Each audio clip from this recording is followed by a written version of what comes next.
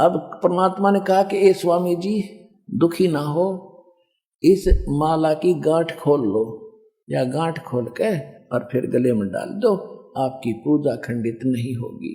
ओए होए होए, रामानंद जी ने देखा ना कोई मूर्ति बाहर बना रखी, मैं तो सौपन सा देख रहा था, मन से कल्पना कर रहा था, और इस 5 वर्ष के बालक ने मेरे मन की बात बता दी।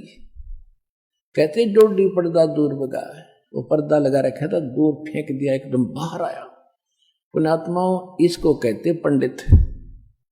ब्राह्मण सोए तो ब्रह्म पछाणे। पंडित यानी ब्राह्मण वही होता है भगवान के लिए भटक रहा है और सामने भगवान आ गया और उससे फिर समाज को देखकर लोक लाज में भगवान से दूर रहता है, वो भक्त नहीं है। तो रामानंद जी के सामने एक समय एक तो तरफ भगवान खड़ा, दूसरी तरफ उनकी महिमा खड़ी थी कि वो छूते भी नहीं अछूत को, और सारा समाज क्या धिक्कारेगा, सब भाग जाएंगे, चले चले भाग जाएंगे। लेकिन इसको ब्राह्मण कहते हैं। उसने लोक लाज और भाड़ में जाओ यो संसार, भगवान के लिए भटक रहा है, सामने खड़ा। कहते डोडी पर्दा दूर कर, लीन्या कंठ मिलाए, छाती के गले कर चिपका लिया। गरीबदास गुजरी बहुत जब बदने बदने मिलाए।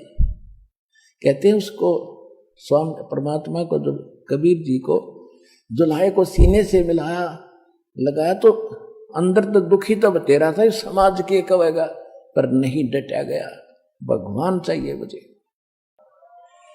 डोडी पर्दा दूर कर फिर लीना कंठ मिलाए, लगाए गरीबदास गुजरी बहुत जब बदने बदन मिलाए।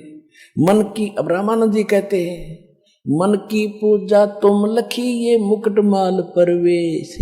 गरीबदास गति कौन लखे, तेरा कौन वरण को बेखे। ये तो दीक्षा तुम दी ये मान ली मन मोरे। गरीबदास कोमल पुरुष और हमरा बदन कठोरे।